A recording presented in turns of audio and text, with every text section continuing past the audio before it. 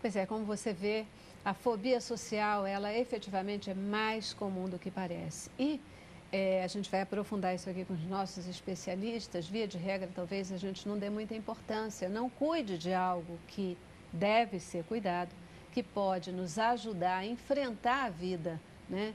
De uma forma melhor, e muitas vezes a gente acaba ficando aí limitado, não dá importância.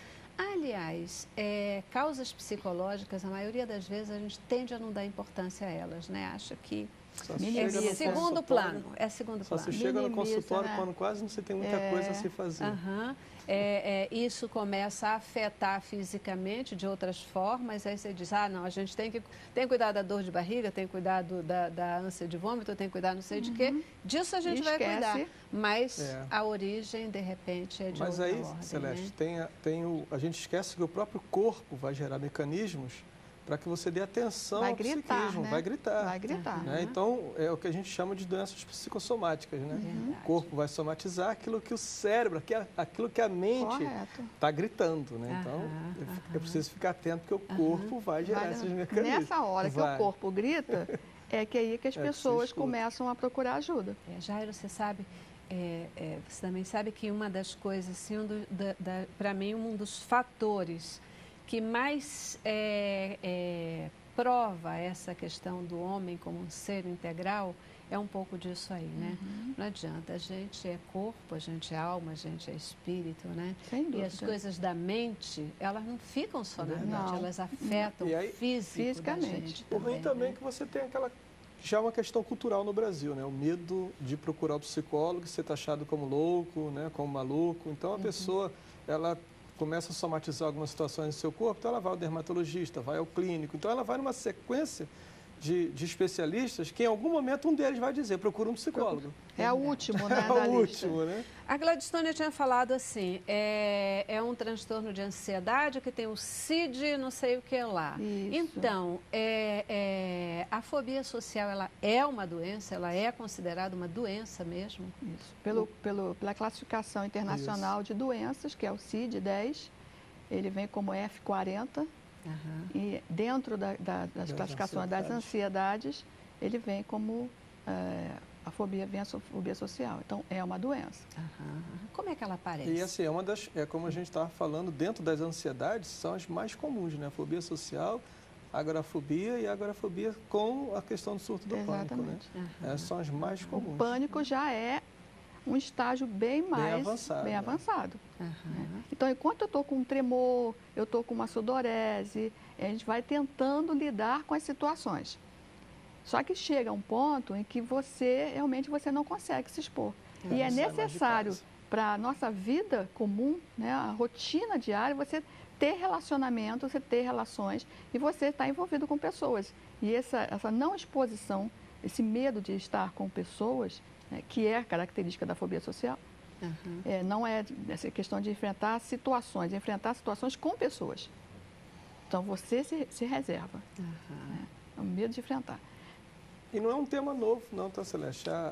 Já na década de 30, por exemplo, o conceito da fobia social surge no Japão, né, com um psiquiatra chamado Morita, que ele deu o nome de transtorno da vergonha das relações interpessoais. Uau! Hoje é chamado de fobia social, que é muito mais rápido, mas é exatamente isso que a doutora Gladstone está falando. Transtorno da vergonha. Que são a vergonha, porque o fóbico, né, ele não é o que você pensa dele, é o que ele acha que você está pensando dele. É a autoimagem dele. É a autoimagem dele. Então, mesmo que você tenha bons pensamentos sobre ele sempre vai achar que você está pensando alguma coisa ruim. Por isso que a gente diz, a situação, ela de fato não oferece um risco, mas para a pessoa é uma situação de risco que causa pânico e que ela não consegue enfrentar. Como é que surge, o que que causa, o que que leva uma pessoa a ter a fobia social? Por exemplo, eu nasci com um pai velho.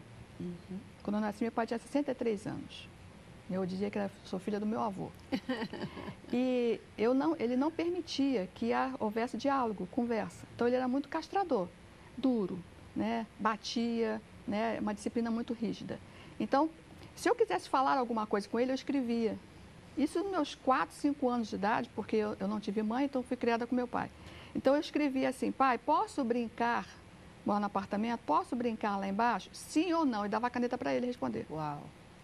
O medo que eu tinha do meu pai, ele simplesmente me castrava, eu não tinha acesso. Então, isso fazia com que eu não me expunha a algumas situações em que eu tinha que estar com outras crianças. Então, na escola, você acaba procura sentar nos cantos, você evita, você só fala com quem fala com você.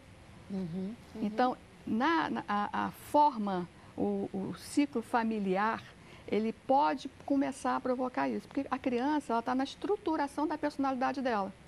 5, 6 anos, ela está estruturando a personalidade. Ela herda por causa da hereditariedade. Então, temperamentos, o temperamento vem com a hereditariedade. E aí, conforme você está estruturando personalidade e você tem que enfrentar na escola, a criança vai para a escola a primeira vez, se ela vem de um ambiente familiar que não permite que ela se exponha, que ela tenha outras crianças, que ela brinque, que ela participe, isso faz com que ela se recluse, porque é um meio de proteção dela. E isso vai afetar na aprendizem, isso vai afetar na sociabilidade, com muitas certeza. vezes. Vai provocar até situações de bullying, né? Porque a galera vai perceber que aquela criança é mais quietinha, mais sujeita. Exatamente. Né? A autoimagem. Autoimagem. A questão da doutora Gladstone está falando, né? E aí a gente entende porque que virou psicóloga. Né? Mas essa questão da infância, que é a teoria psicanalítica, né, freudiana, que vai falar sobre exatamente aquilo que os pais vão projetar e a criança vai introjetar dentro de si, né? Então, a castração, que é o elemento, né, que ela falou dessa castração. Viu como é que eu gosto de Freud? Gosta bastante. E a TCC, né? hein? Eu sou TCC. Terapia cognitiva comportamental. Mas a linguagem foi toda freudiana. Então, essa castração, né, a perda, porque falou só da castração, mas também tinha perda, né? Quando fala de um tive mãe. Exatamente. Quer dizer, são elementos que causam isso, né? A castração. Perda da pessoa de extrema importância na sua vida, que é o pai e mãe, né? O irmão mais velho. O bullying. Né? Eu, por exemplo, cresci com isso, né? O nordestino que vem para o Rio de Janeiro com a cabeça enorme, isso passa por bullying em tudo que é lugar, né? Então, é a questão do bullying, de você saber trabalhar isso, né? E eu fico feliz, Celeste, porque uma das coisas que me ajudou muito, por exemplo, foi a igreja, né?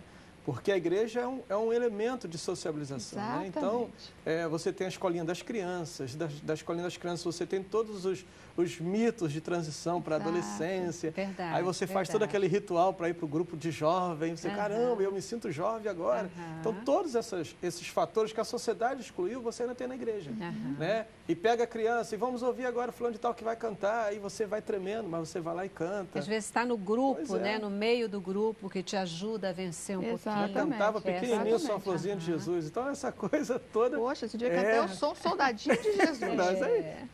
Vocês estão falando dessa questão do ambiente familiar, né? O ambiente familiar, às vezes o ambiente da escola, que pode ser provocador em função dessas questões de castração, de perdas. Mas você tinha falado também em fatores genéticos. A fobia, ela pode vir de fatores genéticos? Também. Você mesmo tinha pontuado lá na frente, né? Ainda não se tem...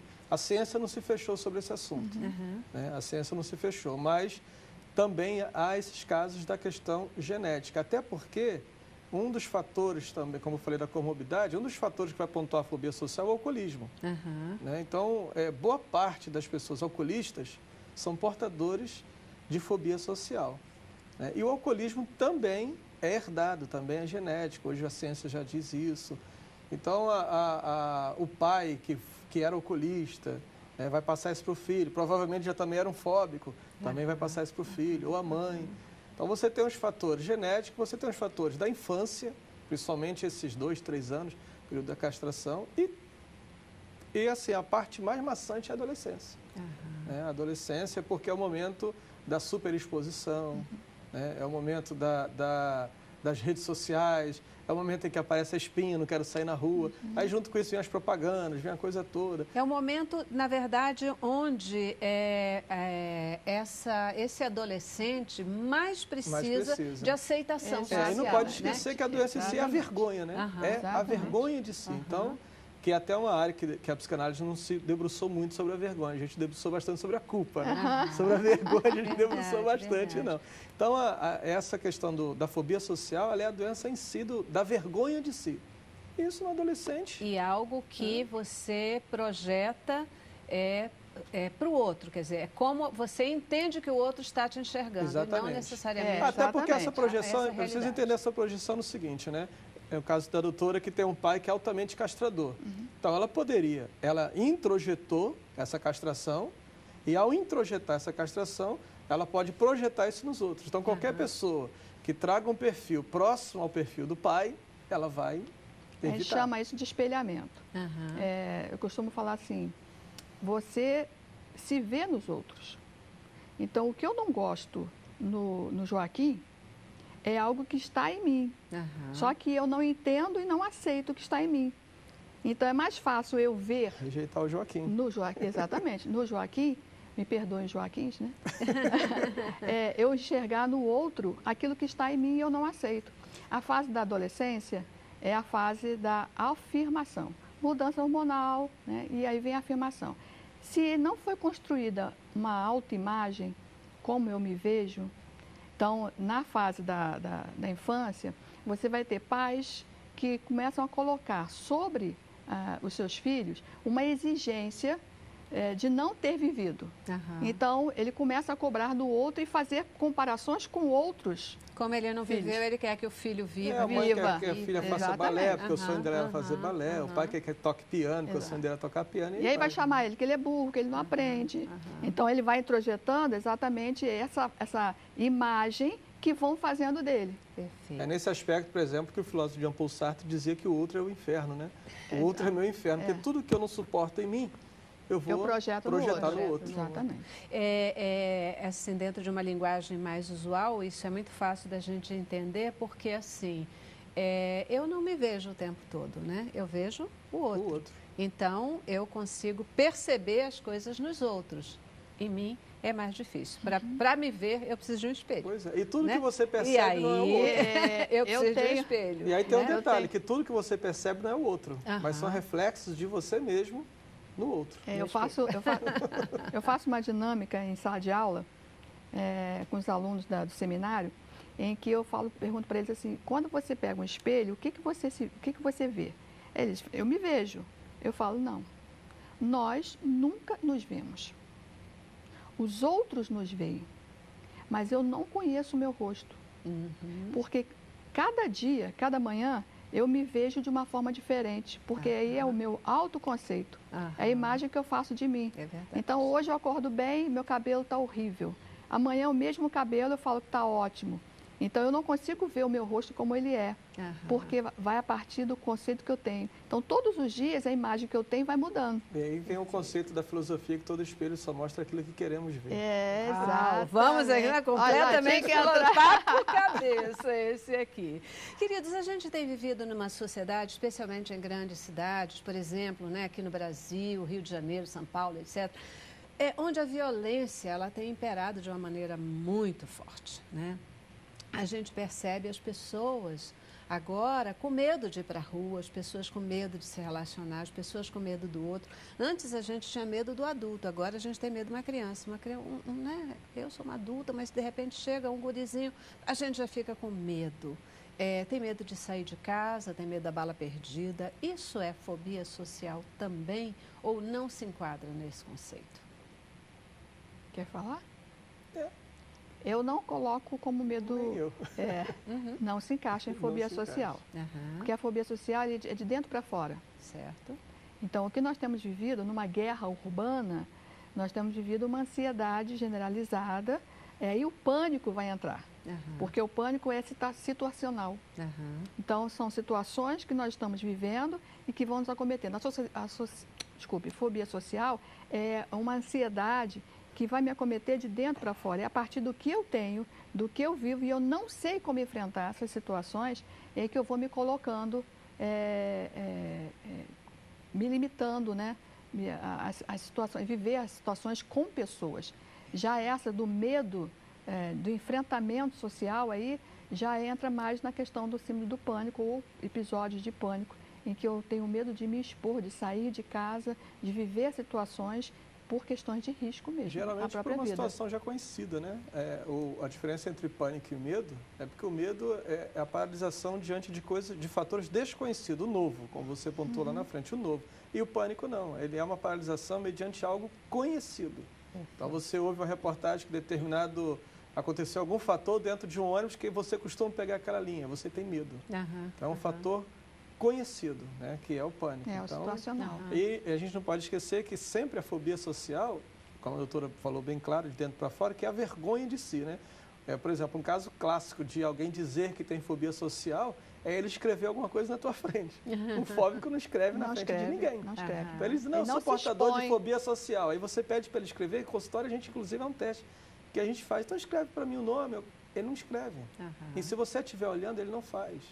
Ele não consegue. Se ele escreveu, fez o desenho e tal, não é fobia social. Já está aí caracterizado. Os especialistas já identificam que não é esse o caminho. Social. Eu já preciso dar mais uma paradinha e eu vou para o intervalo e volto com vocês, porque eu queria que a gente pudesse falar um pouquinho agora, como enfrentar esses medos, né? Como identificar mesmo que a gente já está nessa situação de fobia social, essa questão já é paralisante, e como superar esses medos, como vencer essa trajetória e conseguir viver a vida plena e abundante que Deus preparou para a gente, né?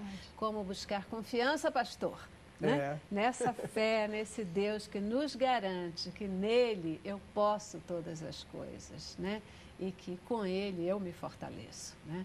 O importante é a gente identificar para vencer. Então, vamos poder falar um pouquinho sobre essas questões no próximo bloco, tá bom? Intervalo. Cabeça pra cima. Eu quero